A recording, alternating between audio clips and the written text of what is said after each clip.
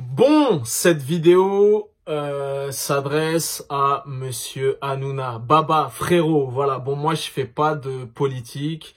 Je suis pas journaliste. C'est juste l'avis d'un gars qui est fan de TPMP, fan de la première heure, voilà. Et frérot, tu pars en couille. Tu pars en couille, t'as lâché la rampe, t'es en roue libre. Et voilà, moi, je veux te parler de mon ressenti. Voilà, ça n'engage que moi, bien évidemment. Et voilà, en tout cas, je te donnerai un avis objectif parce que moi, je suis vraiment un fan de la première heure, à la grande époque de Camille Combal, de Lemoine, de la grande époque Cham le Roi, tout ça et tout. Voilà, et moi, ça veut dire, je sais pas, moi, sur les 4 ou les 5 dernières années, je suis en 100%, j'ai quasiment raté aucune émission, donc j'ai vu l'évolution, tout ça. Et là, frérot, tu déconnes, tu pars en couille. Et il faut que quelqu'un le dise. Écoute, dans un premier temps, tu martèles à longueur d'émission. Oui, c'est une émission familiale. On est là pour la darka, nanani, tout ça et tout. Et plus le temps avance et plus ça devient de la télé poubelle, de la télé trash. On racle tu vois là, on est descendu dans les caniveaux, dans les égouts. Et même toi-même, à longueur d'émission, tu dis on ne fait pas de politique, on ne fait pas de politique, on ne fait pas de politique. Quasiment tous les soirs ou tous les 2 soirs, Jean Messia est présent sur ton plateau. Limite, il est chroniqueur, tu vois. Alors que tu dis c'est une émission de divertissement, de nanani. La dernière fois, là, t'as reçu même le mec là qui parlait de Loana. Il balance des comme ça. C'est une émission familiale, hein. Il dit oui, nanani, c'est une salope, nanana. Tu te marres comme une baleine, tu le réponds, voilà. Ça veut dire que maintenant, c'est que des clashs, des buzz, des nanani, alors que tu l'as dit dans un premier temps, voilà, c'est une émission familiale, on est là pour se détendre, pour se relaxer. Voilà, moi, c'est une émission que j'affectionne, t'as vu? Il y a des gens qui regardent des chiffres et des lettres, il y a des gens qui regardent Question pour un champion, il y a des gens qui regardent les Marseillais, nanani. Moi, TPMP, j'aime bien, voilà, ça me détend, ça me relaxe, on rigole, on apprend des trucs, voilà, ce qui était l'essence même de cette émission au départ, le postulat de départ. Et là, frérot, mon gars, tu pars en couille, voilà, je t'ai dit, Jean Messia, tu dis tu fais pas de politique. Le mec, à la rigueur, qu'il soit dans BTP le jeudi, je veux bien, parce que là, carrément, Jean Messia, c'est devenu au même titre que Divisio. C'est devenu des chroniqueurs de TPMP. Ils sont là tous les 2 jours. C'est-à-dire même Jean-Marie Messia, demain tu vas faire un sujet sur les cupcakes, les cerfs-volants, et nous aurons Jean-Marie Messia pour en débattre avec nous. Donc non frérot, tu pars en couille. Franchement, tu pars en couille. Voilà, tu vois. Et t'es en roue libre. Vraiment, t'es en roue libre, tu vois. Ça veut dire que même en début d'émission, des fois, tu fais des petites intros, tout ça. Au départ, jadis autrefois, dans les temps naguère, c'était bien. Tu passais chroniqueur par chroniqueur. Ouais, qu'est-ce que t'as fait de ton week-end, nanani, nanana. Maintenant, t'arrives pendant 20 minutes, 10 minutes, je sais pas, tu fais ton introduction. Tu vois, souvent, ce que d'ailleurs, tu reprochais à Ruquier, quand il faisait son introduction dans ses trucs pendant 10 minutes, son truc stand-up one-man show. Tu fais ça pendant 10 minutes, 20 minutes, tu rigoles comme une hyène et tout, c'est insupportable. Franchement, si tu fais un montage et tu mets bout à bout, là, les trucs où tu rigoles comme une hyène, mon gars, je t'ai dit, même toi, avec du recul, si tu vois tes émissions et si t'es objectif, c'est insupportable. Même quand t'as reçu Booba, on attendait tous cette émission, t'as teasé toute la semaine, nanani, Booba, c'est mon gars sûr, Booba, c'est mon pote. Bah, mon gars, avoir un pote comme ça, personnellement, c'était un traquenard, c'était un guet-apens. Le mec, il est venu pour faire sa promo, pour parler de son album.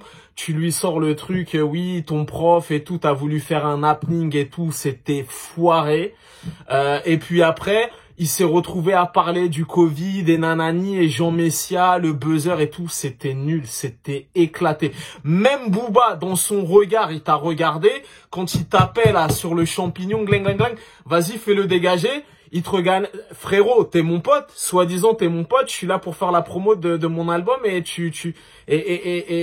c'est un guet-apens. Bref, tout ça pour dire que l'émission elle était nulle. Pour en revenir à Pierre Ménez hier, mon gars, voilà. Parce que tu sais, au final, t'aimes bien dire oui, c'est un déferlement, c'est un déferlement. Moi, je sais pas si actuellement tu regardes les réseaux sociaux, mais bon, voilà, les haters, les nanani, nanana, mais il faut prendre la globalité du bail. Et si tu regardes attentivement, et moi je peux te dire que je suis au taquet sur Twitter, il y a de plus en plus de gens qui ont le même discours que moi. Oui, au départ, c'était une émission conviviale, familiale et compagnie. C'est devenu de la télé poubelle, du trash, du nanani. Tu passes d'un truc à des histoires de viol. Alors, je sais que tu veux faire de l'audience, je sais que tu veux faire de l'audimat, mais quand tu passes, tu vois, tu vois, moi je pense que, et c'est mon avis personnel, ça n'engage que moi, il y a des sujets, tu devrais les mettre dans BTP, mais pas dans TPMP. Tu passes, je sais pas moi, des kangourous en Australie à une personne qui s'est fait violer ou une personne qui s'est fait agresser. Franchement, tu sais quoi, même la séquence que t'as fait avec Yuri, franchement, mon gars, en regardant la séquence, j'avais envie de vomir, j'avais des hauts le cœur. Alors toi, tu vas me dire, moi je te donne, t'as vu, je te fais pas de leçon, hein, parce que tu vas me dire, oui, mais attends, pour qui il se prend, pour m'apostropher dans sa vidéo, j'ai 20 ans de télé derrière moi et compagnie. Moi, c'est juste l'avis, le ressenti d'un gars qui regarde TPMP depuis des années, et voilà, tu vois. Même ce truc de Yuri, moi personnellement, ça m'a dérangé, ça m'a donné envie de vomir. Alors toi, tu vas me parler de, oui, mais c'était un objet télévisuel, on voulait l'exclure, on voulait qu'il s'exprime dans TPMP pour dire la violence c'est pas bien.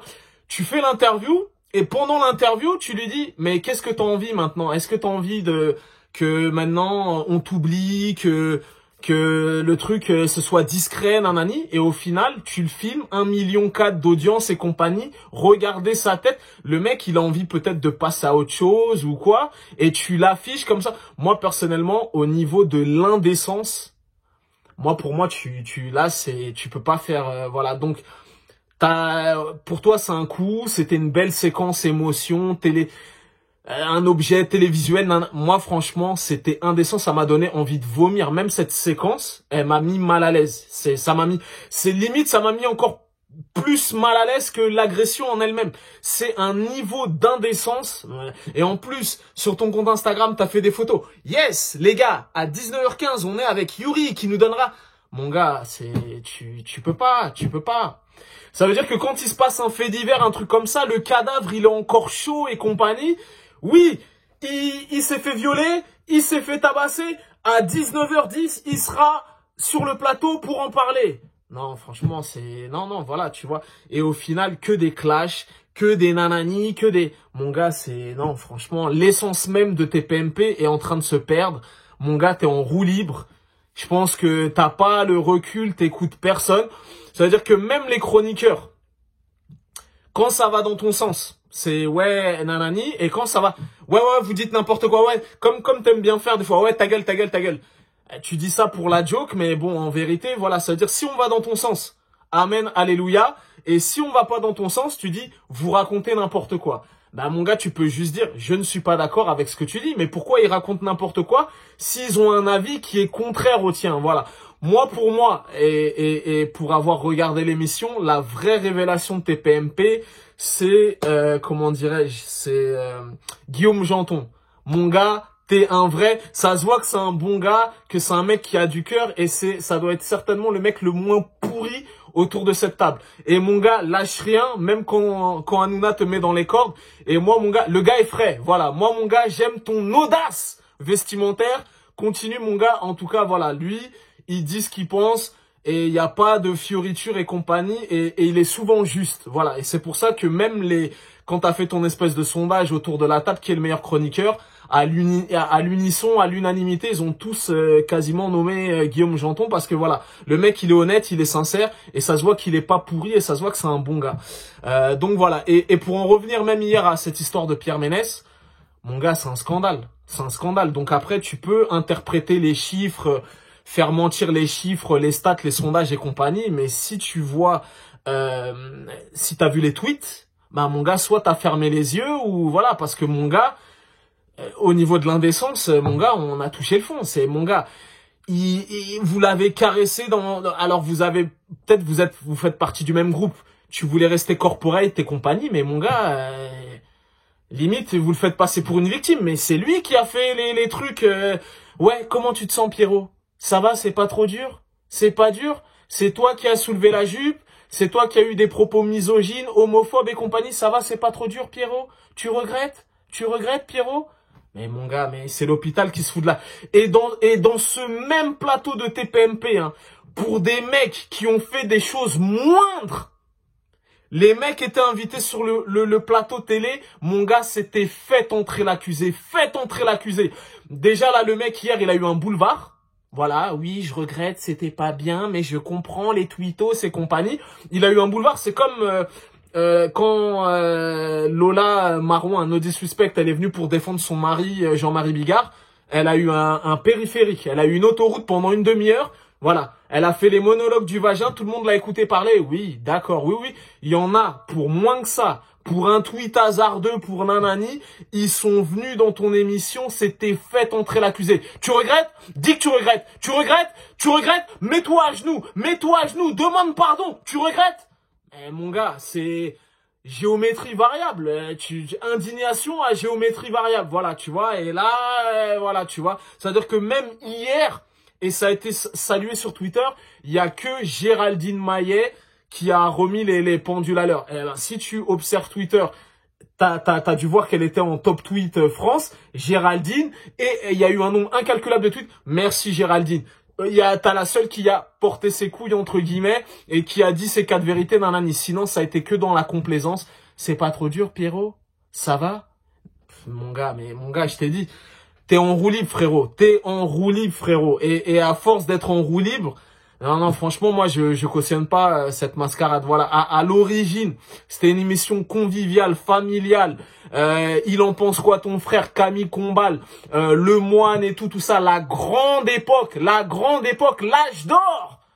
Et là, mon gars, c'est en train de devenir de la télé-poubelle, du caniveau, des trucs, des clashs, des nanani. Mon gars, la dernière fois, le mec, il insulte l'autre, là, la voyante de salope en direct, tu le reprends même pas, tu rigoles. Ça parle dans des insultes, des clashs, des trucs et nanani, et tu te gargarises, tu rigoles comme... Mais mon gars, c'est une émission familiale ou... Bientôt, il faudra le pictogramme -12, -16, -18. Donc moi, franchement, je te dis la vérité, voilà.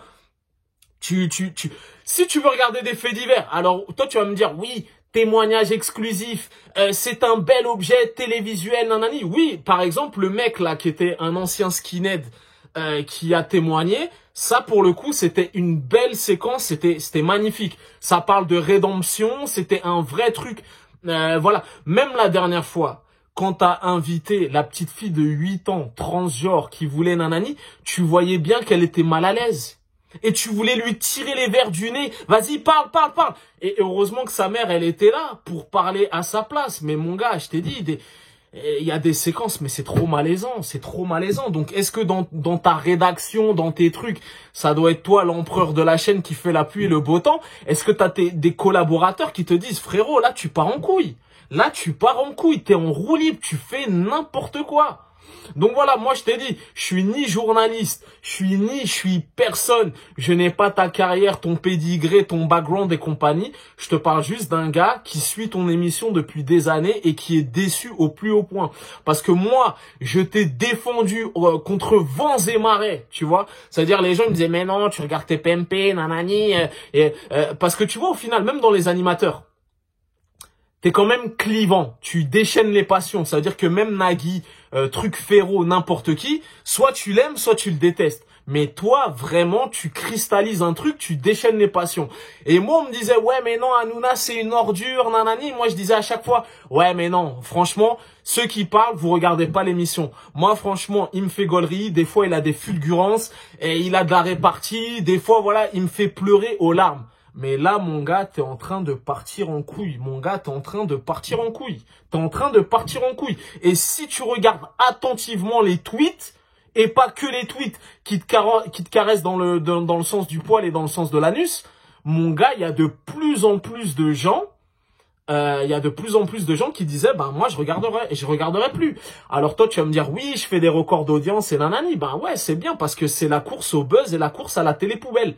Et moi, je pense que même autour de la table, des fois, il y a des chroniqueurs qui sont mal à l'aise, tu vois. Il y a des chroniqueurs qui sont mal à l'aise. Et même moi, je trouve que même tes chroniqueurs, tu les traites pas de la même manière. Voilà. Tiffany Bonvoisin, d'ailleurs, si t'es célibataire, je suis célibataire également. C'est souvent, ouais, ta gueule, c'est pas intéressant. Gilles Verdez, tu l'aimes bien, c'est ton bras droit et compagnie. Il y a que lui qui taffe, il y a que lui qui fait des enquêtes et compagnie. Mais même le respect et le crédit que t'accordes à tes chroniqueurs, c'est pas le même. Voilà. Si on va pas dans ton sens, c'est ouais, ta gueule, ta gueule, ta gueule. D'ailleurs, t'aimes bien le faire et c'est devenu un de tes gimmicks, une de tes punchlines. Et je trouve qu'ils sont pas traités à leur juste valeur. Enfin, voilà. Il y en a, tu les aimes bien et il y en a, c'est ouais, ta gueule, ta gueule. Donc voilà, et au final, à chaque fois tu dis on est une grande famille, on rigole, on se vanne et compagnie, mais il y a des séquences qui sont malaisantes, voilà, tu vois, moi franchement, moi voilà, je sais pas, après peut-être ils veulent garder leur emploi et compagnie, tu me dis oui, on loge, on rigole, on déconne, mais quand tu t'acharnes sur Magali Verda ou des chroniqueurs, même Castaldi, ouais, vous êtes des grands potes et tout, je remets pas en cause votre amitié, vous jouez à touche pipi et compagnie, mais bon, quand tu fais le running gag lundi, mardi, mercredi, jeudi, tu le vannes sur ses seins, sur ses lèvres et compagnie, ah, mon gars, au bout d'un moment, voilà, t'as vu, on dit les meilleures blagues, les plus courtes sont les meilleures. Des fois, tu forces, frérot, tu forces. Donc, voilà. Et même hier, pas plus tard que hier, quand le gars, il voulait lire sa lettre, je trouve que t'as pas été fair play avec lui. Au final, la séquence, elle a duré peut-être 2-3 minutes. Et des fois, ben, quand Lola elle est venue parler de son chéri, elle a eu 25 minutes, elle a fait un freestyle de Planète Rap et à aucun moment tout le monde était là. Oui, t'as raison. Oui, c'est vrai. Et il y en a, par contre, ils sont passés à la chaise électrique, voilà. Donc, indignation à géométrie variable, télé poubelle, voilà, franchement, frérot, voilà, et je te le dis en toute amitié, t'as vu, je suis personne. Mais voilà, tu pars en couille. Tu pars en couille. Ressaisis-toi, frérot. Tu pars en couille, mon gars. Tu pars en couille. T'es en roue libre. C'est devenu n'importe quoi. Reviens à l'essence même, la quintessence. Tu vois ce que je veux dire? Émission de divertissement pour se relaxer, se détendre. Donc si en plus, tu l'as dit toi-même, il y a des trucs qui sont marrants, des vidéos rigolotes et compagnie, mais mon gars, t'es là, c'est l'heure du repas, ça parle de viol, ça parle d'expédition punitive, de trucs. Mon gars, si tu veux truc ça, ben tu te branches sur BFM TV ou tu regardes Faites entrer l'accusé. Émission que j'adore par ailleurs et Christophe Ondelat, tu nous manques cruellement. C'est pour moi, voilà, je voudrais même rendre hommage à Christophe Ondelat. T'as vu, il y a plein d'émissions de faits divers. À jamais et dans le cœur des vrais, tu resteras le numéro 1. Christophe Ondelat, on t'aime. C'est toi le padré du fait divers game. Personne pourra te détrôner d'autres. Disrespect à tous les autres. Toutes les contrefaçons. Même depuis que t'es parti de Faites entrer l'accusé, j'ai plus jamais regardé, mon gars. Tu es le vrai. Tu es le seul. Tu es l'unique. Et les vrais le savent. Voilà. Donc, émission de divertissement. Ben, il faut se divertir, voilà. Les trucs glauques, sordides, les trucs de Loana sur Nanani. Quand tu dis ça passionne les Français, c'est pas sûr que ça passionne les trucs de... C'est ridicule. Et en plus, moi, des fois, je comprends pas. Même les gens, des fois, ils parlent sincèrement, ils posent leur trip sur la table et tout, ils te parlent et tu rigoles derrière. L'autre, il se clash et compagnie, tu rigoles comme une hyène. Ben, je sais pas, mais voilà, en tout cas, moi, je trouve que c'est devenu affligeant. C'est devenu du grand n'importe quoi. Et voilà, et je t'ai dit... C'est de la part d'un gars qui suit cette émission depuis des années. Donc après, je t'ai dit, mon avis, ça se trouve, tu vas me dire, ton avis, je me le fous au cul. Ben, t'as le droit, t'as vu, on est en démocratie et c'est juste l'avis d'un spectateur qui est mécontent et voilà, qui voulait faire passer son message. Voilà, ceci étant dit, ben écoute, longue vie à toi hein, et à l'émission et on attendra le prochain scandale. Mais je pense qu'au bout d'un moment, ça va vraiment déraper. Et déjà qu'ils t'ont allumé avec le CSA, faudrait pas qu'il y ait le dérapage de trop, tu vois. Donc voilà. Frérot, ressaisis-toi. Et je te le dis en toute amitié, ressaisis-toi. Descends de ta tour d'ivoire, enlève tes œillères, prends des trucs et compagnie. Mais mon gars, c'est plus possible. C'est plus possible. Tu fais n'importe quoi, tu pars en couille, frérot. Ressaisis-toi. Allez, peace and love.